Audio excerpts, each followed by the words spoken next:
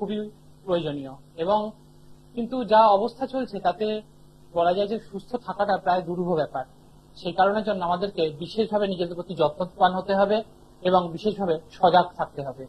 এবং সেই কারণের জন্য অবশ্যই নিজেদেরকে আরেকটু সিঞ্চনের প্রয়োজন থাকতে হবে এবং সেই সিঞ্চনের জন্য অবশ্যই একটু ফল এবং শাকসবজি এবং জল বেশি করে আমাদেরকে গ্রহণ করতে হবে, যাতে আমাদের যে শরীরের ডিহাইড্রেটের পরিমাণটা যাতে না কমে যায়, ডিহাইড্রেশন যাতে না হয় সেই দিকে আমাদেরকে বিশেষভাবে খেয়াল রাখতে হবে।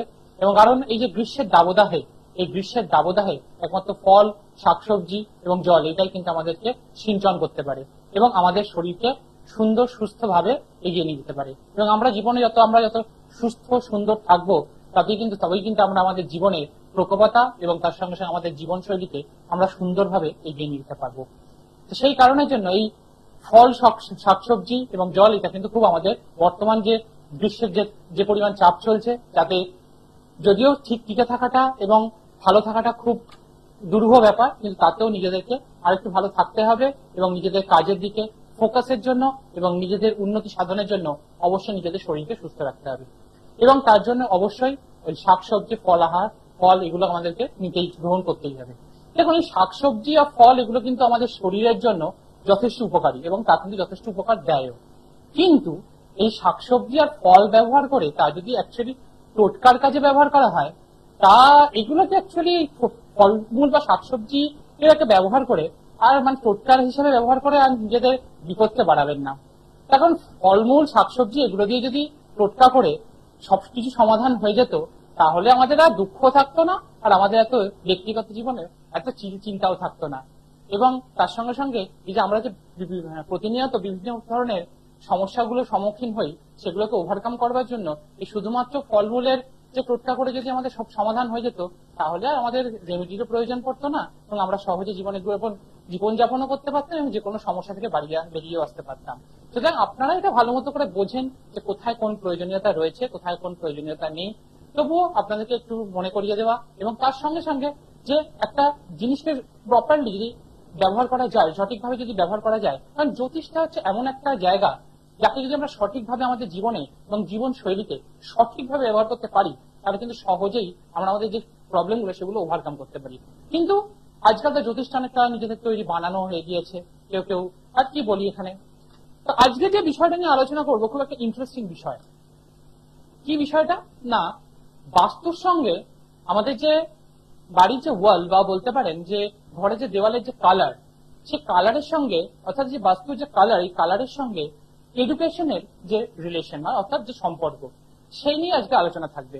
দেখুন, আমরা আমাদের সন্ততির জন্য বলতে পারেন আমাদের সন্তানের জন্য কিন্তু আমাদের সবকিছু লড়াই এবং তাদের জন্য আমরা কিন্তু সবসময় আমরা স্থাবর অস্থাবর অনেক কিছু তৈরি করার চেষ্টা করি। কিন্তু আমরা দেখবেন অনেক লক্ষ লক্ষ টাকা খরচ করে আমরা বাড়ি কিনছি, ফ্ল্যাট কিনছি, কিন্তু কিছু সামান্য জিনিসের এর না জানার ফলে বলতে পারেন বা একটু কেয়ারফুল না হওয়ার ফলে তার প্রভাব কিন্তু অবশ্যই আমাদের সন্তানের জীবনে পড়ে। সেই জায়গা থেকেই আজকে অ্যাকচুয়ালি বাড়ির কালারটা কিরম ধরনের হতে পারে বা কি ধরনের ওয়াল কালারটা অ্যাকচুয়ালি কি ধরনের হলে আপনার যে সন্তান তার যে রুমের কালারটা কি ধরনের হলে তার যে এডুকেশন লাইফের ক্ষেত্রে তার প্রভাব পড়বে, সেটা কিন্তু আজকে আলোচনায় থাকবে। দেখুন, আমাদের মূলত এই যে এডুকেশন এবং তার সঙ্গে যে গৃহ, দেখবেন চতুর্থ ভাব এটা খুব গুরুত্বপূর্ণ এবং সেটা লগ্ন অনুযায়ী, কেন আমার যে বিশ্লেষণ সেটা সবসময় লগ্ন অনুযায়ী থাকে এবং লগ্ন অনুযায়ী চতুর্থ ভাব এটা কিন্তু একটা মনকেও আমাদেরকে জ্যোতিষশাস্ত্র অনুযায়ী মনকেও নির্ধারণ করে।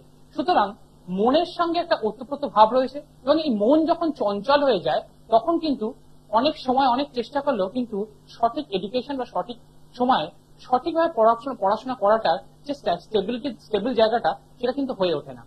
সেই কারণের জন্য এই চতুর্থ ভাব এবং তার সঙ্গে সঙ্গে তার যে গ্রোথ সেটা দেয় হচ্ছে পঞ্চম ভাব। এই দুটো ভাবের একটা সমন্বয় কিন্তু এখানে দেখতে পাওয়া যায়। সুতরাং এই চতুর্থ ভাবে কিন্তু আমাদের অ্যাকচুয়ালি সন্তানের এডুকেশন এবং তার সঙ্গে সঙ্গে মন, এই দুটোর একটা ইম্প্যাক্টেশন রয়েছে। সুতরাং বাস্তু এবং তার সঙ্গে সঙ্গে অ্যাস্ট্রোলজি যে হরোস্কোপ, দুটোকে একটা জায়গায় যখন মিলানো যাবে তবেই কিন্তু আমাদের যে সাকসেসটা ধরা পড়বে। তা না হলে কিন্তু সেই যে জায়গা থেকে প্রপার যে আসার জায়গাটা কিন্তু একটা প্রবলেমেটিক আমাদের কিন্তু সহ্য করতে চলতেই হবে। এবং আমি আমার আগের বিগত অনুষ্ঠানে কয়েকটি আগে পর্বে কিন্তু আলোচনা করেছিলাম যে অর্থের সঙ্গে পুরো বাস্তু এবং তার সঙ্গে যে হরোস্কোপটা মিলিয়ে সেই জায়গা থেকে ইম্প্রোভাইজেশন দেওয়া যায়। আজকে সেরকমই থাকবে যে আমাদের যে সন্তানদের এডুকেশনের ক্ষেত্রে এই যে ঘরের যে কালার সেটা তাদের মধ্যে কি পরিমাণ ইম্প্যাক্ট দিতে পারে, এবং সেটা প্রত্যেকটা লগ্ন ধরে আমার আলোচনা আজকে থাকবে, এবং আমাদের প্রথম বন্ধুকে নিয়ে আমরা আলোচনা করব। হ্যালো, কে বলছেন, কোথা থেকে বলছেন? আমি ডায়মন্ড হারবার থেকে বলছি, আমার মেয়ের সম্বন্ধে জানতে চাই। ডায়মন্ড হারবার থেকে। মেয়ের নাম? মেয়ের নাম প্রগতি পাল। প্রগতি পাল। হ্যাঁ। Date of birth? 2008 20 সেপ্টেম্বর, শনিবার, সন্ধ্যা 6:46। আরেকবার রিপিট করবেন। হ্যাঁ, 2008 20 সেপ্টেম্বর, 20 সেপ্টেম্বর 2008, সন্ধ্যা 6:20, 6:46। 6:46 PM। হ্যাঁ। জন্মস্থান? ডায়মন্ড হারবার। ডায়মন্ড হারবার। সৌভাগ্য দর্পণ কতদিন ধরে দেখছেন? মাঝে মাঝেই দেখি। রেগুলার দেখা হয় না? না না, রেগুলার হয়ে ওঠে না, মাঝে মাঝেই দেখি। তো যে কদিন দেখেছেন কেমন লাগে? ভালো লাগে। সৌভাগ্য দর্পণে যে প্রয়োগগুলো বলা হয় সেগুলো কখনো করে দেখেছেন? না না, করে দেখা হয়নি। সেগুলো তো আপনাদের জন্যই, তবুও করে দেখা হয় না? না, করা হয়নি। না প্রয়োগ করে তাতেও অনুষ্ঠানটা ভালো লাগে এত? শুনি ভালো লাগে অনুষ্ঠান। আচ্ছা, এখানে যা পাওয়া যাচ্ছে, মেয়ে কিন্তু খুব ইমোশনাল, হ্যাঁ।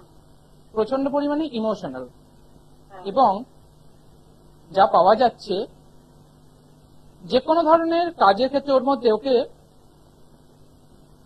যখনই ইনভলভ করবেন সবসময় কি যে কোনো কাজের মধ্যে ওকে বুস্ট করতে হয়, এবং এই বুস্ট করলে তবেই কিন্তু সেখান থেকে ওর যে ইম্প্রোভাইজেশনটা পাওয়া যায়, এবং ওকে যদি সঠিকভাবে বুস্ট যদি সবসময় না করা হয় তাহলে কিন্তু কোনোভাবেই ওর সঠিক জায়গাটা কিন্তু ওকে পাবেন না, এবং যে কোনো কাজের জন্য ওকে সহজে কাজটা করে ফেলতে পারে, কিন্তু তার জন্য ওর পেছনে অনেক ন্যাক করতে হয়, এবং এই ন্যাক করবার জন্যই, ন্যাক বলতে এখানে অনেক পরিমাণ ওকে বলতে হয়, একবার বলে আটকে গেলে সেটা চলবে না, তার জন্য ওকে বারবার ধরে তাকে কিন্তু পুশ করে যেতে হবে, এবং তবেই সেখান থেকে কিন্তু ওর যে ইম্প্রোভাইজেশন বা বলতে পারেন যে কাজটা, সেই কাজটাও সঠিকভাবে করতে পারে, কিন্তু কাজ যে কোনো ধরনের টাস্ক যখন খুব সহজে করতে পারে।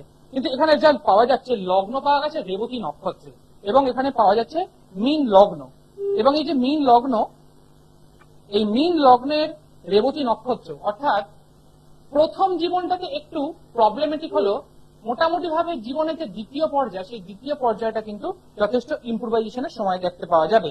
এবং এখানে চন্দ্র পাওয়া গেছে রোহিণী নক্ষত্রে, অর্থাৎ এখানে বলা যায়, এবং চন্দ্র পাওয়া গেছে রোহিণী নক্ষত্রে, এবং সেই চন্দ্র পাওয়া গেছে তৃতীয় স্তর, পঞ্চমপতি তৃতীয়, অর্থাৎ যে কোনো ধরনের ইম্প্রোভাইজেশন, মানসিকভাবে খুব চঞ্চল, এক জায়গায় বসে অনেকক্ষণ ধরে পড়াশোনা করার ক্ষেত্রে একটা প্রবলেমেটিক সবসময় থাকবে, কনফিডেন্স লেভেলটা মাঝে মাঝেই একটু নড়ে যায়, ভালো মতো করে প্রিপারেশন নিয়ে গিয়েও সঠিকভাবে পরীক্ষায় যতটা আউটকাম রেজাল্ট আসার জায়গা, সেই জায়গাটা আসে না,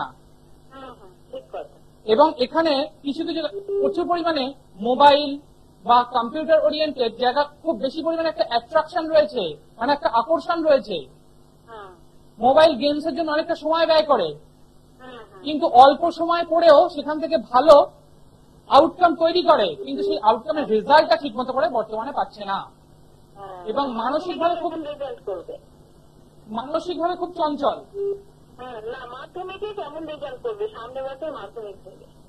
ওই জন্যই তো এতটা কথা বলার, একটু ভালো করে শুনে নিন।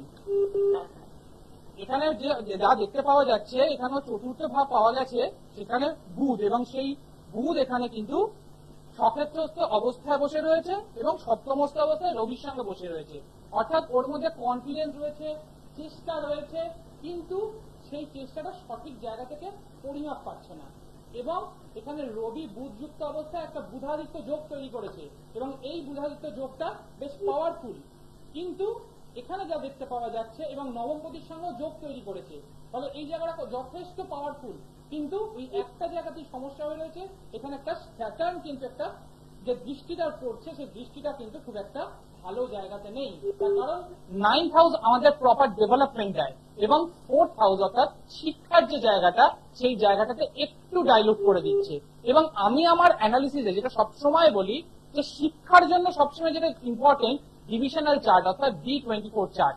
সেই D24 চার্টে চতুর্থ পদী যথেষ্ট পাওয়ারফুল, কিন্তু বর্তমান যে সময়টা, সেই সময়টা খুব একটা ফ্রুটফুল নয়। ফলে যতটা পরিমাণ পরিশ্রম করবে সেই অনুযায়ী রেজাল্টটা আসবে না। ম্যাথস নিয়ে যথেষ্ট ভয় আছে, একটু শেয়ার করবেন। এবং ফিজিক্যাল সায়েন্সের জন্য যতটা কন্ট্রিবিউট করে সেই অনুযায়ী রেজাল্ট আসে না, তার তুলনায় ভূগোলে অনেক ভালো রেজাল্ট হয়, তাই তো? এই যে জায়গাটা বললাম যে স্যাটার্নের অর্থাৎ শনির একটা যে প্রবলেম রয়েছে, এবং তার সঙ্গে সঙ্গে বর্তমান যে সময়টা, এই সময়টা সুটেবল নয়, এবং এই সময়টা সুটেবল নয় বলেই সঠিক যে জায়গাটা সেই জায়গাটা পাওয়া যাচ্ছে না। তার কারণ বর্তমানে রাহুর দশা চলছে, এবং রাহু মকর রাশিতে অবস্থান করছে, এবং সে একাদশস্থ অবস্থায় অবস্থান করছে, এবং একাদশ স্থানে অবস্থান করলেও তার যে অধিপতি শনি সে কিন্তু খুব একটা ভালো অবস্থায় নেই, যার ফলে তার যে রেজাল্ট দেওয়ার যে জায়গাটা, সেই রেজাল্ট দেওয়ার জায়গাটা কিন্তু খুব একটা ভালো জায়গা পাওয়া যাচ্ছে না। ওই জন্য পরিশ্রম করেও সেই জায়গা থেকে পার্টিকুলারলি যে রেজাল্টটা, সেই রেজাল্টটা এখান থেকে বেরিয়ে আসতে পারছে না। ওর জন্য বলবো প্রতি সপ্তাহে বুধবার দিন একটু সবুজ আবির ওর হাত দিয়ে সম্ভব হলে যে কোনো মাতৃমন্দিরে একটু দেওয়ান।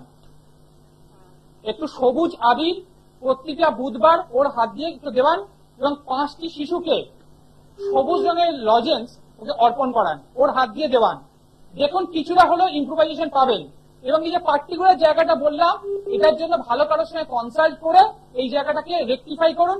এই চার্ট যথেষ্ট ভালো চার্ট, এবং এখান থেকে ভালো রেজাল্ট হওয়ারও জায়গা রয়েছে, ইন ফিউচার ইম্প্রোভাইজেশনেরও অনেক জায়গা রয়েছে, এবং এখানে শুক্র খুব ভালো পজিশনে রয়েছে। হ্যালো, দেখুন সায়েন্স বা আর্টস পরে সিলেকশন করবেন, তার থেকেও সবচেয়ে যেটা ইম্পর্টেন্ট ওর মাধ্যমিকের রেজাল্টটা। মাধ্যমিকের রেজাল্টটা যদি সঠিক না হয়, তাহলে কি আপনি আগে থেকে প্ল্যান করে রাখলেও তাহলে কি সায়েন্স নিয়ে পড়তে পারবে?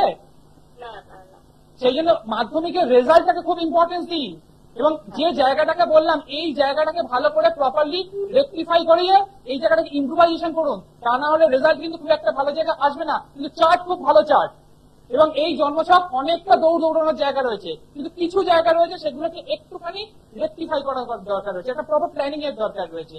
এটাকে করে এগোন, তাহলে দেখবেন অবশ্যই সেখান থেকে বেরিয়ে আসতে পারবেন। এবং আবার বলবো, এরপরে যে মাধ্যমিক পরীক্ষা হয়ে গেলে তারপর আবার ফোন করবেন, ডেফিনেটলি কোন লাইনে গেলে সঠিক হবে সেটা তখন বলে দেবো। কিন্তু একটা বছর, এই যে একটা বছর যেটাকে প্রপারলি যদি ইউটিলাইজ করা যায়, যেখানে মাধ্যমিকের রেজাল্টটা প্রথম যে একাডেমিক পরীক্ষা, এই প্রথম একাডেমিক পরীক্ষা থেকে তার যে ওর আউটকাম রেজাল্টটা যাতে বেরিয়ে আসে, আপনারা সন্তান হিসেবে আপনার কাছে সেটাই কাম্য। এখনো পর্যন্ত আপনাকে যা যা বললাম তার মধ্যে কোনটা ভুল বললাম বলুন? ওর যে প্রত্যেকটা সাবজেক্ট ওয়াইজ ধরে ধরে বললাম যে এই সাবজেক্টে প্রবলেম, এই সাবজেক্টে রেজাল্ট বেশি আসে, সেটা ঠিক বললাম তো? ঠিক বলেছেন। এবং এই যে পার্টিকুলার জায়গাটা, এই যে রেকটিফিকেশনের জায়গাটা, এটাকে ভালো কারোর সাথে কনসাল্ট করে তাহলে দেখবেন আপনার সন্তানের যে ইম্প্রোভাইজেশন এবং যে রেজাল্ট, যে রেজাল্ট আসতে পারে আপনি নিজেও চিন্তা করতে পারেন না। এবং ওর মধ্যে যা এবিলিটি রয়েছে, সেই এবিলিটি আপনি জানেন যে আপনার মেয়ের মধ্যে কতটা এবিলিটি রয়েছে, কিন্তু সেই এবিলিটি ঠিক ফোকাসটা আসছে না। এটার জন্য ভালো কারোর সাথে কনসাল্ট করুন, তবেই এখান থেকে ইম্প্রোভাইজেশন পাবেন। তা না হলে কিন্তু ওই জেনে আসতে থাকলে কিন্তু ইম্প্রোভাইজেশন কিন্তু পাবেন না। দেখুন, আমি আমার অনুষ্ঠানে কখনো বলি না যে একটা টোটকা করে ফেললেই তার সমস্ত কিছু সমাধান হয়ে যাবে।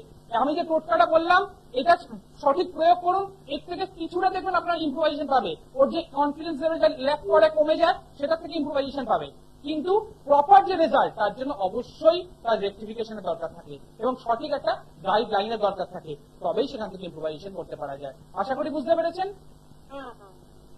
দেখুন, একটা জন্মছককে যদি সঠিকভাবে পর্যায়ক্রমিকভাবে বিশ্লেষণ করা যায়, তাহলে প্রত্যেকটা সাবজেক্ট ওয়াইজই বলা যায়। তার কারণ প্রত্যেকটা সাবজেক্টে একটা নির্দিষ্ট ডিগ্রি থাকে এবং তার কিছু ভাব থাকে, এবং তার যে কম্বিনেশন সেটা দেখে কিন্তু আমাদেরকে সিদ্ধান্ত নিতে হয়। তা না হলে একটা সাবজেক্ট ওরিয়েন্টেশনকে আমরা কি করে জাস্টিফিকেশন করতে পারি, এবং কি করে একটা প্রত্যেকটা যে সাবজেক্টে যে কি রেজাল্ট আসে, এবং সেখানে উনি সঠিক রেসপন্সও বললেন। কিন্তু এই যে জায়গাটা, এটাও কিন্তু বোঝার জায়গা রয়েছে যে একটা জন্মছককে যথেষ্টভাবে পর্যায়ক্রমিক অ্যানালিসিস করার দরকার থাকে, এবং সঠিক অ্যানালিসিস যখন হয় তবে কিন্তু সেখান থেকে তার প্রপার রেজাল্টটা, সেই আউটকামটা বেরিয়ে আসে। হ্যালো, হ্যাঁ, কে বলছেন, কোথা থেকে বলছেন? আমি কথা বলছি, মালদা থেকে বলছি। কার সম্বন্ধে জানবেন? আমি নিজের সম্পর্কে জানতে। ডেট অফ বার্থটা যদি বলেন। রিপিট করবেন।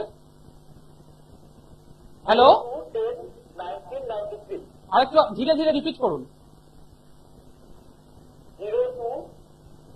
02 তারপর 02 তারপর মাসটা একটু উল্লেখ করতে হবে। 2nd October 1993। জন্ম সময়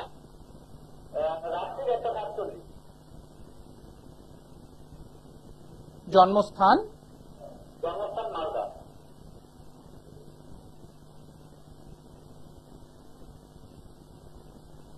কতদিন ধরে সৌভাগ্য দর্পণ দেখছেন? হ্যালো, কতদিন ধরে সৌভাগ্য দর্পণ দেখছেন?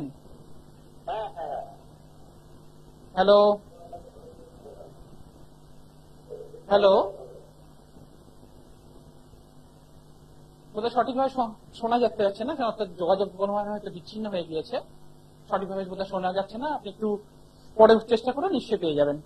দেখুন, আমাদের যে আলোচনা ছিল যে বাস্তুর যে কালার, সেই কালার কি হলে আমাদের সন্তান সন্ততির এডুকেশন লাইফের ক্ষেত্রে তা কিন্তু ইম্প্যাক্ট করতে পারে। এটা আমার আলোচনা ছিল যে আমরা প্রত্যেকটা লগ্নকে ধরে কিভাবে আমরা সেটাকে আলোচনা করতে পারি। দেখুন, মেষ লগ্ন, এই মেষ লগ্নের ক্ষেত্রে যাদের মেষ লগ্নের অধিকারী তাদের ক্ষেত্রে বলবো যে তাদের ক্ষেত্রে ওয়ালের যে কালারটা হবে, ঘরের ভেতরে ওয়ালের কালারটা যেটা হবে অর্থাৎ সন্তানের, তাদের ক্ষেত্রে সেটা হবে পিঙ্ক এবং অবশ্যই ইস্ট সাইড অর্থাৎ পূর্ব দিকের যে কালারটা তার মধ্যে থাকবে হালকা হোয়াইট উইথ গোল্ডেন, এই দুটো একটা মিক্সিং পার্ট থাকতে হবে। তাহলে দেখবে আপনার সন্তান সন্ততি যে একাগ্রতা এটাও যেমন বৃদ্ধি পাবে, তার সঙ্গে তার এডুকেশন লাইফ পেলেও কিছুটা ইম্প্রোভাইজেশন কিন্তু এখান থেকে এই ইম্প্যাক্টনেস পাওয়া যায়। তার কারণ দেখুন, গৃহে যখন অবস্থান করি আমরা, তখন আমরা কিন্তু আমাদের মনটাকে কিন্তু গুরুত্ব জায়গা দিতে হবে। তার কারণ মন যদি একটা জায়গায় থেকে কনসেন্ট্রেট সেই জায়গা থেকে কাজ করা যায়, তাহলে সেখান থেকে অবশ্যই কিন্তু তার যে প্রপার ইউটিলাইজেশন অর্থাৎ সঠিকভাবে তাকে যদি ব্যবহার করা যায় এবং সেই মনটা দিয়ে একটা একাগ্রতা নিয়ে যদি কাজ করা যায়, তাহলে দেখবেন সেখান থেকে সেই কাজটা কিন্তু অনেক ফলপ্রসূতা হয়। তো সেই কারণের জন্য অবশ্যই যে বলবো যে এই যে ফলপ্রসূতা, এই ফলপ্রসূতার জন্যই কিন্তু অবশ্যই তাদের যে একটা মনে স্থিরতার দরকার এবং সেখানে কিন্তু এই রঙের ইম্প্যাক্ট কিন্তু করতে পারে। এবং এখানে ঠিক একই রকম ভাবে যাদের ক্ষেত্রে বৃষ লগ্ন, সে বৃষ লগ্নের যাদের রয়েছে তাদের ক্ষেত্রে সন্তানের বৃষ লগ্ন, তাদের ক্ষেত্রে সি গ্রিন কালার এবং তার সঙ্গে অবশ্যই গ্রিন, লাইট গ্রিন, এটা কিন্তু কম্প্যাক্ট এবং সেটা ইস্ট সাইডে লাইট গ্রিন আর বাকি অংশে সি গ্রিন, এটা যদি করা যায় তাহলে কিন্তু অবশ্যই সেখান থেকে কিন্তু তাদের মানসিক চিত্তও যেমন শান্ত হবে এবং তার সঙ্গে সঙ্গে তাদের কনসেন্ট্রেশন লেভেলটাও বাড়বে এবং তাদের পড়াশোনার যে এডুকেশন যে কেরিয়ারটা সেটাও কিন্তু অনেকটা ইম্প্রোভাইজেশন হবে। ঠিক একই রকম ভাবে আমাদের সেকেন্ড কলারকে নিয়ে আমরা আমাদের আলোচনায় ফিরবো। হ্যালো, কে বলছেন, কোথা থেকে বলছেন? হ্যালো, একটু জোরে বলবেন। হ্যালো, হ্যাঁ, একটু কার সম্বন্ধে জানবেন? আপনার নাম? সুচরিতা রায়। জন্ম তারিখ? 22 এপ্রিল 2000। জন্ম সময়? হ্যালো, জন্ম সময়? 9 AM। জন্মস্থান?